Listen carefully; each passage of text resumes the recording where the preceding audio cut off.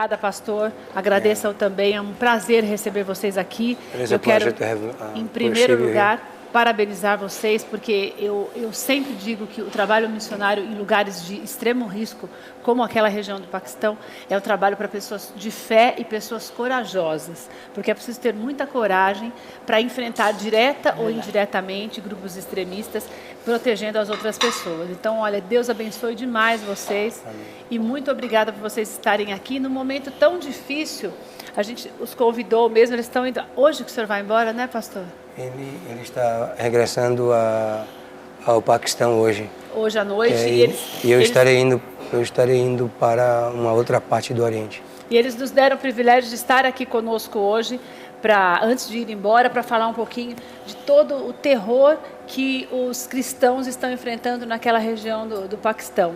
Eu pedi para a doutora Eliana e o doutor Jorge Rodero estarem aqui conosco, porque, claro, a gente enfrenta terror todos os dias por conta da violência indiscriminada no nosso país.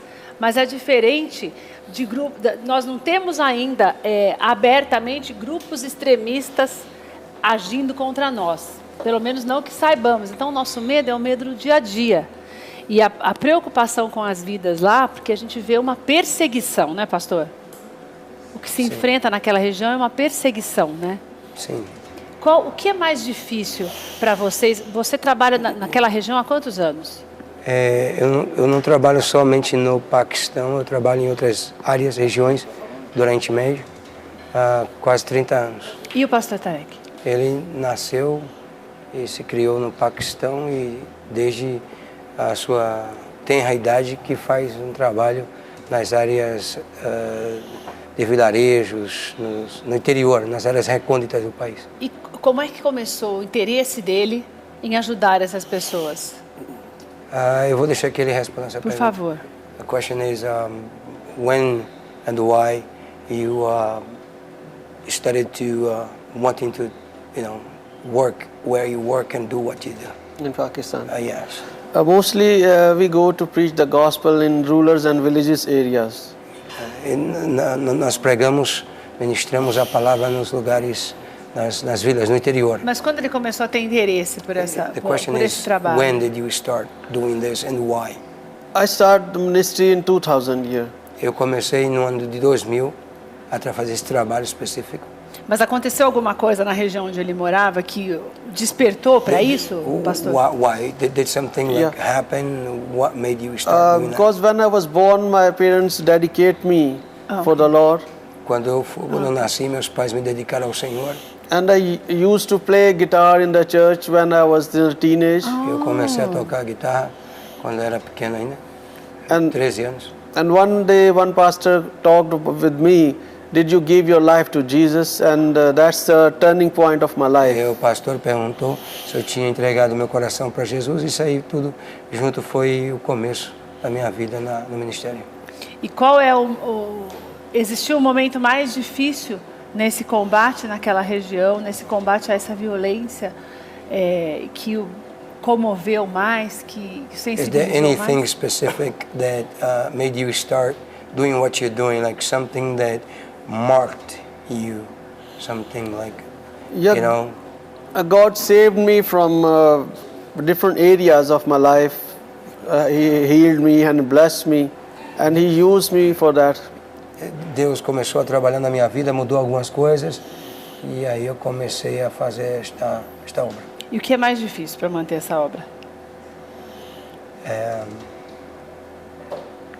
O que é mais difícil é recursos. São recursos. Porque a coragem nós temos, a determinação, a disposição em fazê-lo, mas recursos. É uma região muito pobre, de extrema necessidade. Doutora Eliana, doutor Jorge Rodero, eu fico imaginando, porque é o que eu falei, né? A gente no dia a dia vê uma violência indiscriminada que tem crescido muito, né? No nosso país. Mas você enfrentar todos os dias, porque a gente sabe que esses grupos são, por exemplo, na cidade do pastor, na última Páscoa, mais de 70 pessoas foram mortas, mais de 70 cristãos, né? Então existe uma perseguição que ela é direcionada, né? É isso que assusta mais a gente, né? Na verdade, é uma perseguição a grupo determinado, né? Então, eles têm um alvo certo. né? Então não é qualquer pessoa, são exatamente os cristãos. Assim como, né, também foram perseguidos quando Jesus nos deixou, né? É verdade. Então é a perseguição aos cristãos mesmo. E isso lá é muito mais extremado do que aqui em relação à nossa violência. Porque a nossa violência é uma violência vagabunda, digamos assim, perto do que eles enfrentam, né? Keila, eu tenho uma curiosidade, porque os pastores moram numa região onde a gente tem pouca informação. Exatamente. Aqui no Brasil, nós temos este aparelho que virou mania do brasileiro e que funciona tanto para o lado bom como para o lado ruim. Os aparelhos celulares, a internet, ajuda muito a criminalidade no Brasil.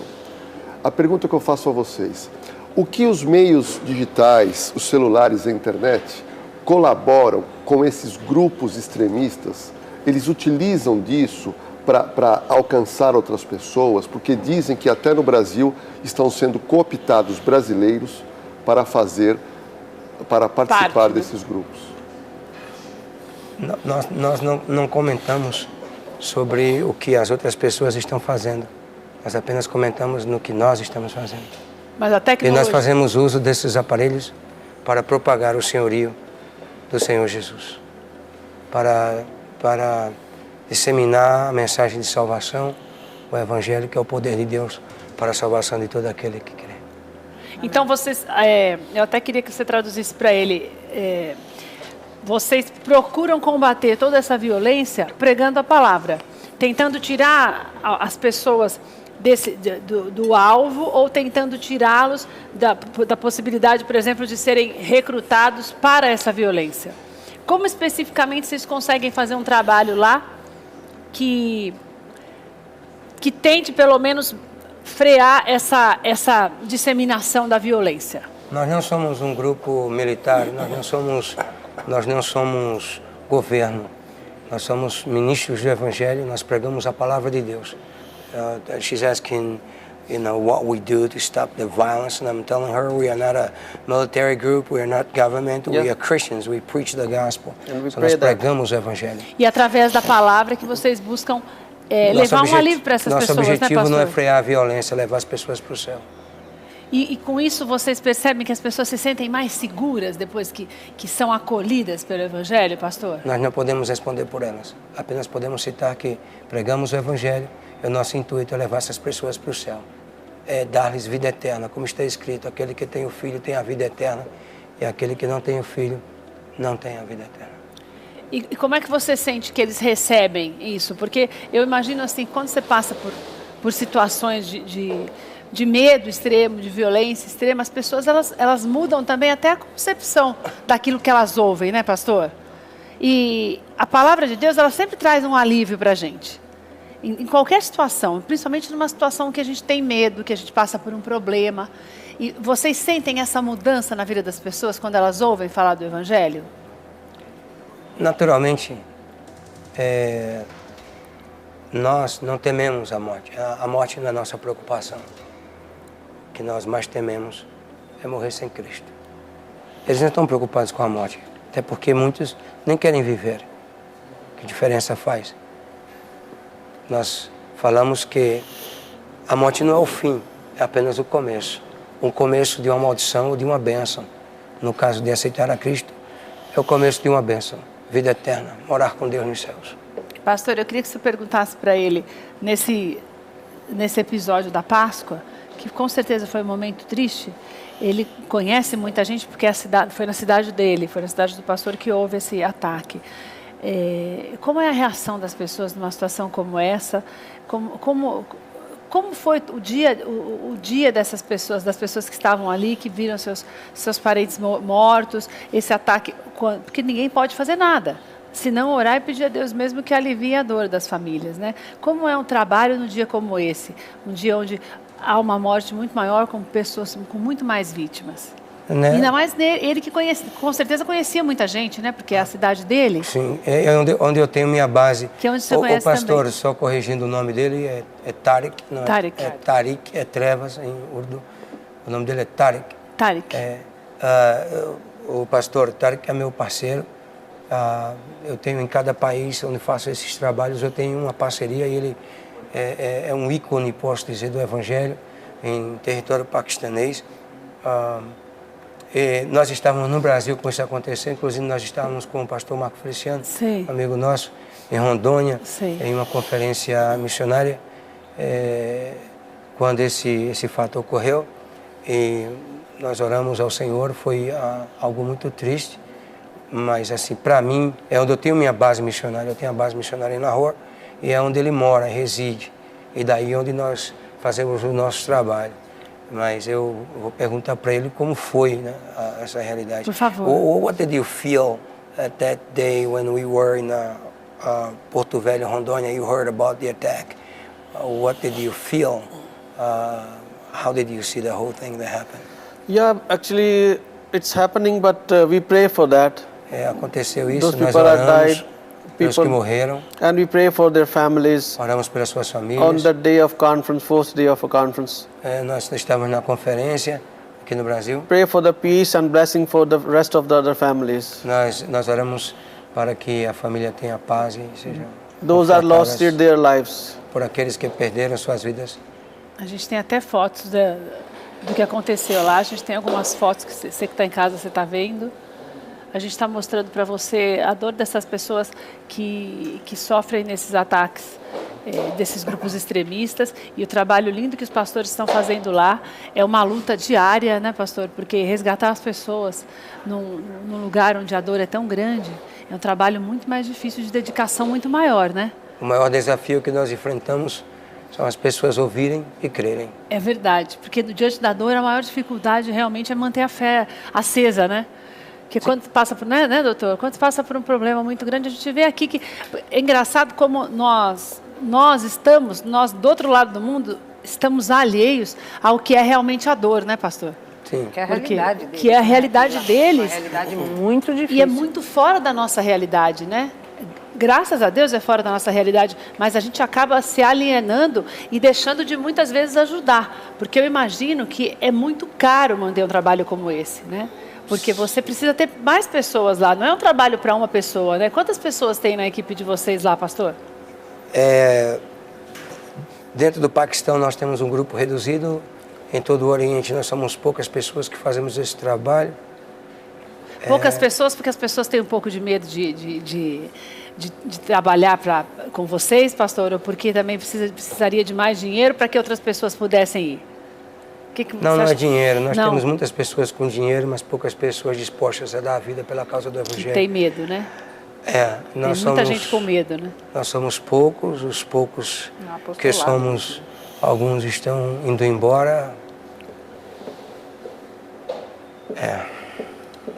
O Keila, tem um detalhe importante. Nós estamos a menos de 100 dias de uma Olimpíada no Rio de Janeiro, né? Então, o Brasil aprendeu a lidar com esses grandes jogos. Os grandes jogos que tiveram, agora, tanto a Copa do Mundo, como outros eventos no Rio, foram eventos pacíficos, porque a polícia do Brasil trabalhou em todas as áreas. E agora também no Rio de Janeiro, acredito, tenho certeza, que a nível estadual, municipal e federal, nós teremos muita força policial para dar tranquilidade. Mas há, em contrapartida, né, doutora Helena, uma preocupação aqui no Brasil.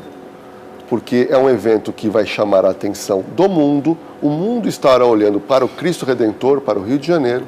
Então há uma preocupação hoje no governo brasileiro. Bordelo, o problema são os estrangeiros que virão e que poderão ser alvo, né, desse terror. Então, eu acredito que a polícia já está preparada, e pelo nosso trabalho a gente sabe disso, já está preparada para enfrentar esse terrorismo, né? Pastor, da experiência que vocês têm naquela região, que é uma região onde esses ataques são mais explícitos, né? O senhor acredita que essa violência está se espalhando pelo mundo? Eu acredito que a violência no mundo é latente, ela se manifesta de diversas formas, mas nossa preocupação, eu reitero, que não é com a violência, mas com a falta de Cristo, porque a solução é Jesus, a resposta é Jesus. Jesus é a saída, Jesus é o caminho, sim, a verdade e a vida. E quando as pessoas têm um verdadeiro encontro com Deus, elas também, na verdade, faz todo sentido, né? Porque a gente vê até as pessoas que esses grupos, eles têm arrebanhado cada vez mais pessoas, porque as pessoas passam a desacreditar, né? Então, mesmo os jovens, a gente vê as poucas histórias que a gente toma conhecimento de pessoas que se envolvem com grupos como esse, são jovens que já não têm mais esperança, né, pastor? Eles são chamados de lobos solitários. Porque são pessoas na linguagem, o Lordello pode até explicar melhor do que eu. Eles são jovens que ficam o dia inteiro na internet e são chamados de lobos solitários porque, na verdade, eles são caçados e se voltam para ter... O pastor falou uma verdade. Nós, infelizmente, vemos no mundo a violência impregnada. Aqui no Brasil, nós temos registrados anualmente mais de 50 mil assassinatos, somente no Brasil por ano. Então, o senhor disse muito bem, são diversas formas de violência. Agora, no Brasil, a igreja tem impedido que jovens entrem para a violência. Eu estive, neste domingo agora, fui ali no Minhocão, fui correr, quando eu encontrei jovens sendo ensaiados para a Marcha de Jesus. Eu estive na gravação do DVD juntamente com a Bispa Sônia e o apóstolo Hernandes, onde eu verifiquei milhares de jovens que não bebem, que não fumam e que estão comportados e aprenderam que pode se divertir sem fazer uso de violência e bebidas. Então, o que o senhor comentou é muito relevante. A igreja, a religião, papel importante. Ela tira a pessoa desse mundo escuro no momento em que ela passa a ter freios morais, freios religiosos e passa a ter um comportamento diferenciado. O que tem segurado hoje, pastor, no Brasil, o trabalho de todas as igrejas eu acho fundamental. É verdade. Bom, aliás, porque sem as escolas e sem a igreja, no sentido não de religiosidade, mas de crença mesmo, nós já estaríamos bem pior. Bem pior. A nossa realidade, ela difere muito da realidade do Ocidente. Aqui Jesus é sinônimo de uma vida melhor, talvez de um carro, de uma casa, da realização de sonhos. Para nós, Jesus, a mensagem que pregamos é a cruz. Nós convidamos as pessoas para aceitarem a Jesus e morrerem. Porque lá é um sacrifício, né, pastor? A pessoa que aceita, porque a Paula me dizendo agora, são pessoas que trabalham em forno, são pessoas que trabalham, os cristãos têm um trabalho sofrido, uma vida sofrida e uma possibilidade de morte extrema, iminente, né, pastor? O tempo inteiro, iminente, exatamente. É quase que o oposto. Aqui o Evangelho ele traz a liberdade de uma vida melhor. Nós vivemos em um Estado democrático de direito e temos prerrogativas ou garantias constitucionais que não existem onde nós trabalhamos. A única coisa que nós temos, a única liberdade é Jesus.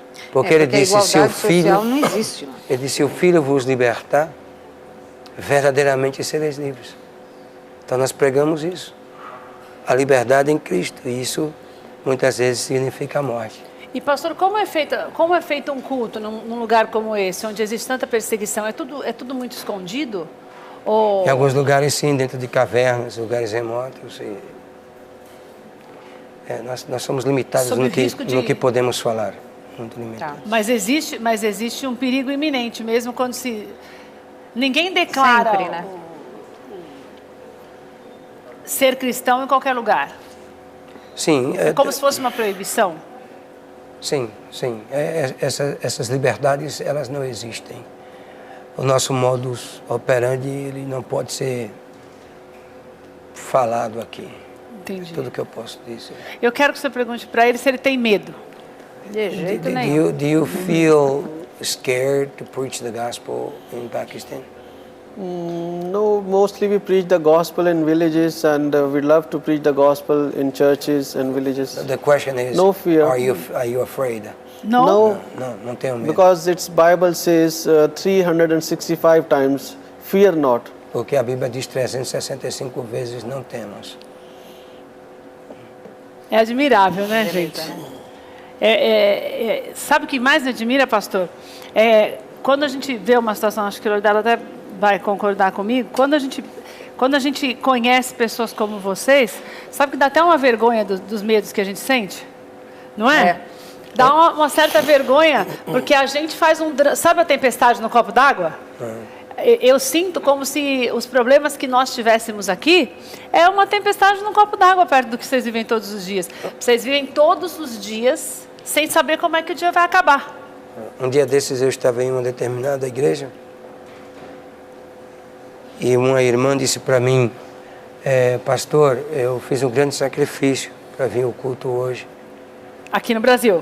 Aí eu pensei Qual foi o sacrifício a que ela sogra fez? tinha sido atropelada por uma carreta. O ônibus estava lotado? Não, eu pensei algo catastrófico. Ela tinha tomado um tiro, sei lá, o filho estava na UTI. Eu digo, mesmo irmã, e qual foi o sacrifício? Ela disse, eu ia assistir o Fantástico, mas não assisti. Sinceramente, mas eu achei cômico. Mas era verdade, para ela é um sacrifício, porque é o que eu falei, a gente que sacrifício, não? Não é, Lordelo? A gente não tem muito, né, doutora? A gente não tem muita noção do que é mesmo. O Brasil é um país privilegiado. A gente não tem parâmetro não tem. com eles, não tem parâmetro. Tem uma diferença muito grande que eu acho. Tem pessoas que são religiosas e pessoas que são espiritualizadas. É verdade. Diferentes, né, Lordelo? Eu aprendi com a Bíblia, pastor, o seguinte: a gente tem que colocar sempre uma ação positiva no universo. Sim. Falar é uma coisa, pensar e agir é outra.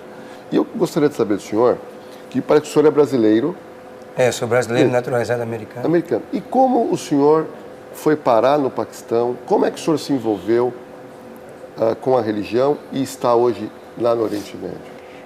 O primeiro chamado de Deus para mim, e eu acredito que também seja o chamado para todos os cristãos, é para se fazer um sacrifício vivo. Porque Jesus disse, aquele que tentar salvar a sua vida, perdê-la. É um pensamento do povo,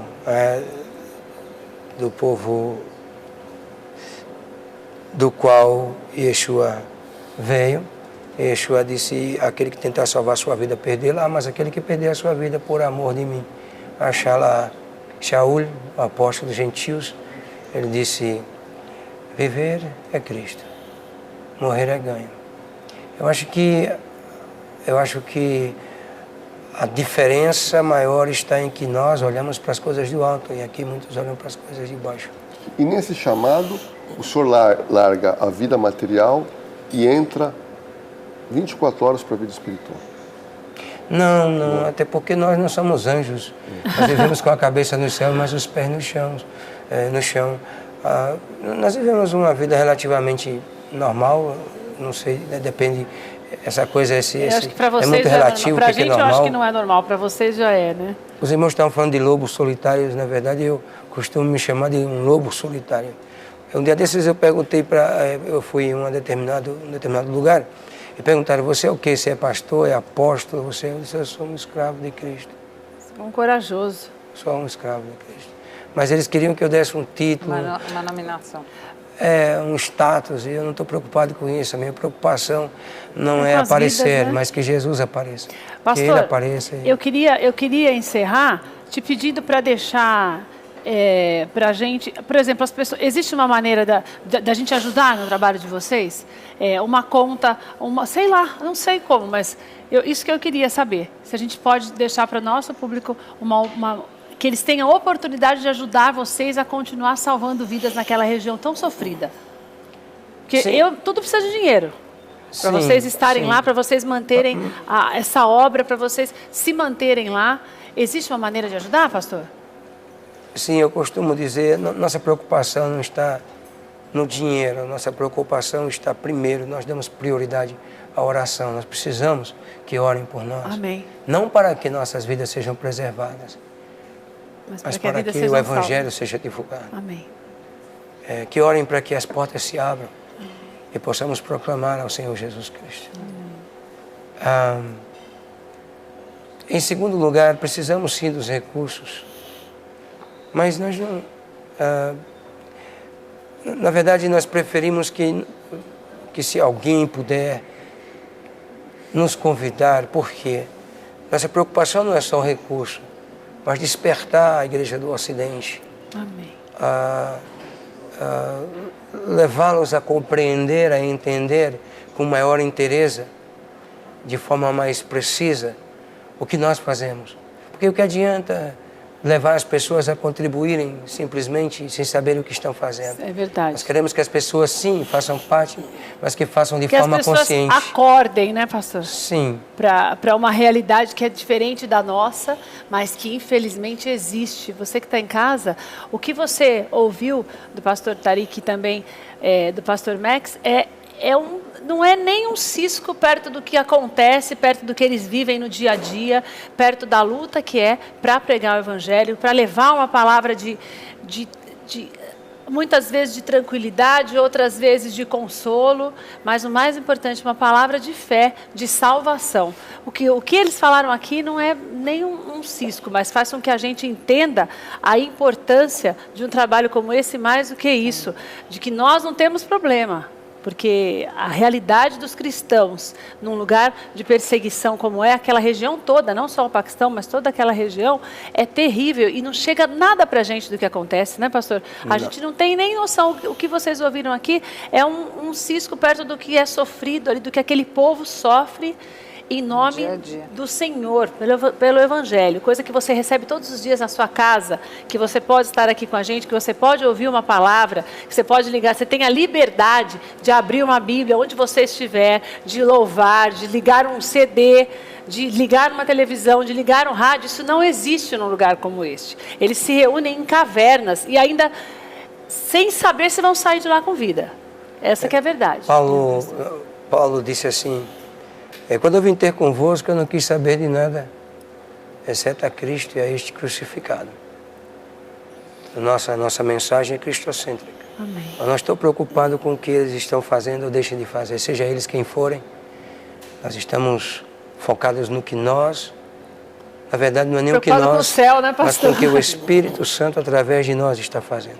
Porque nós não passamos de nada, nós somos apenas meros instrumentos do Senhor. Amém. Somos vasos e, como diz a palavra, ainda que façamos tudo o que Ele nos mandou, ainda assim somos servos infiéis. É verdade. Não temos orgulho de nada, apenas nos orgulhamos em uma única coisa, na cruz de Cristo. Cremos veementemente, sem reservas, temos a convicção plena de que Jesus Cristo morreu, ressuscitou, subiu aos céus e Ele está voltando. Amém. E Ele é o Senhor. E Ele é o Salvador. E Ele é aquele que leva aos céus. Amém. Isso é tudo. Amém. Não nos importamos com o que dizem, com o que deixam de dizer. Nós não estamos onde estamos, fazendo o que estamos fazendo, com o intuito de desafiar ninguém, de rebaixar ninguém. Apenas estamos trazendo uma nova proposta. Amém. É a proposta do Cristo. Vinde a mim todos vós que estáis cansados e oprimidos, e eu vos darei descanso. Pastor, eu queria que você pedisse para o pastor Tariq deixar uma palavra também para a gente, como você deixou, para a gente encerrar. Eliana, muito obrigada por vocês virem hoje. Na verdade, hoje não é um debate, mas é um alerta, né? Sim. Um alerta de que nós também precisamos fazer alguma coisa. Se a gente não pode fazer diretamente. Né? E eu queria só enfatizar uma coisa rapidamente. Por favor. Não adianta ficar pendurando bandeirinhas e falando de missões. É bom, mas isso não é tudo, não é o suficiente. Se a igreja brasileira, se a igreja ocidental quer fazer missões onde nós fazemos, só tem duas coisas: orar e contribuir. Amém. Eu aconselho a não irem. Aconselha não ir? Porque se forem, podem não voltar.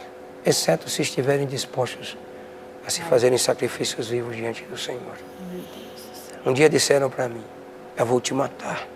Eu dei a resposta: impossível. Perguntaram por quê. Eu disse: porque não se mata um homem que já morreu. Não sou eu mais que vivo. Não somos nós mais que vivemos. Mas Cristo vive em nós. De sorte que não nos importa. O que importa é que as pessoas venham ao conhecimento da salvação. Então, quer fazer parte do que nós fazemos? Ore. A oração de um justo muito pode em seus efeitos. Amém. E contribua, mas faça isso conscientemente. conscientemente. Porque algumas pessoas acham assim,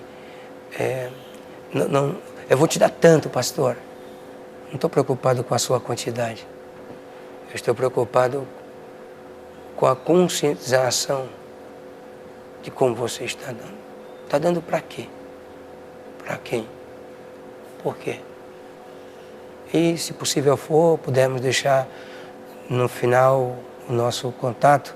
Pode deixar agora para você receber os pastores Tariq e Max na sua igreja, para que eles possam falar desse trabalho que é desenvolvido lá, para que eventualmente, se vocês queiram se envolver de alguma forma, ajudando esse trabalho missionário. E aqueles que quiserem acessar também o meu Face, é só colocar o meu nome, Max Dowell, M-R-X, D-O-W-E-L, Max Dowell, e vão ter um pouquinho já mais põe na tela também, de familiaridade com o que nós estamos mais. fazendo. E só pede para ele deixar uma palavra também para a gente. She wants to leave a message, a short message, because we don't have much time, to the Christian, to the Brazilian church. Okay. It's in my heart when I came here in Brazil, 12th of February. Estava no meu coração quando eu vim aqui ao Brasil, no dia 12 de fevereiro. Because it's a time that Jesus is coming very soon. Então, eu tenho isso no meu coração, que Jesus está voltando, muito em breve. He's standing on the edge. Ele está às portas. It's not time to play games and play in the church. Não é tempo de brincarmos, não é tempo de brincarmos e nem brincarmos de igreja. So it's time to live a holy life. É tempo de vivermos uma vida santa, Like what the Bible teaches. como a Bíblia nos ensina. And we live according to the Word of God, principles, but the Bible, we must use that principles in our life. Nós temos que viver de acordo com os princípios da palavra, de acordo com aquilo que a Bíblia nos ensina. Because some people, they forget that principles that are very important for our lives. Muitos se esquecem desses princípios vitais para nossas vidas. Because it's in my heart we must obey the commandment of the Bibles. Está em meu coração, creio que é nossa obrigação obedecermos os mandamentos bíblicos. And one important thing I want to share. Uma coisa importante que eu quero compartilhar. For the only young girls and boys. Para os jovens. Live holy life. Vivam vidas santas. Don't make wickedness. Não vivam em pecado. And then God bless you. E o Senhor vai abençoá-los. And then God bring revival in Brazil. E Deus vai trazer um grande avivamento no Brasil. Because the young generation is the key person of the next generations. Porque essa geração vai deixar um legado para a próxima. Through them, God will raise many pastors and evangelists and missionaries. Através dele, Deus vai levantar muitos pastores, ministros, líderes. And if they live the life according to the Bible, se vivemos de acordo com a Bíblia, God bless them. Deus vai abençoar. É verdade. Muito obrigada, pastor. You're welcome. Obrigado a vocês. Muito obrigado pela oportunidade. Pastor. Gente, obrigada de vocês terem vindo hoje. Acho que a gente conseguiu dividir e aprender um pouquinho mais. Porque hoje foi mais um aprendizado mesmo, como eu falei, né, pastor, né, Eliana, né, doutor? Agradeço Obrigada, profundamente a vocês. Eu que agradeço. O privilégio de receber vocês aqui. A família Renascer, a Bispa Sônia, seu esposo, que todos. manda um abraço, deixou um abraço enorme para vocês. E olha, muito obrigada mesmo, eu agradeço de verdade, de coração, que para a gente é um privilégio receber vocês aqui hoje. Amém. É uma nossa. Vocês não têm ideia da lição de vida que a gente recebeu, porque como a gente não tem problema, a gente tem que agradecer a Deus todos os dias, o país que a gente vive, a igreja que a gente pode frequentar.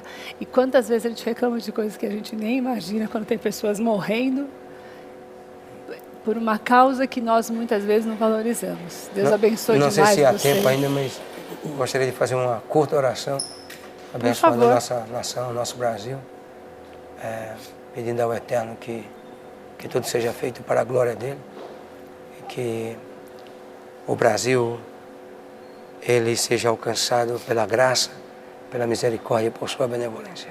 Nós vamos fazer a oração agora com o pastor Max e depois a gente já vai, nós estamos com a Ana Paula Valadão aqui hoje, querida também, nossa princesa que a gente ama. E nós vamos para um clipe da Ana Paula Valadão logo depois da oração e depois eu vou conversar com ela, que a Ana Paula também tem um ministério lindo que tem abençoado tantas pessoas, agora também nos Estados Unidos, e é um privilégio também recebê-la.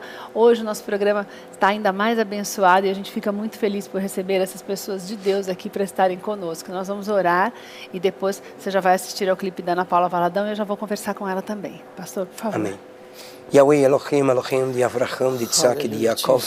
Em nome de Yeshua, teu Mashiach, quero pedir-te que, pelo poder do teu Santo Espírito, Ruach HaKodesh, o Senhor possa nos usar como instrumentos de bênçãos nas tuas mãos, para proclamar o teu senhorio, a tua grandeza e a tua majestade nesta nação.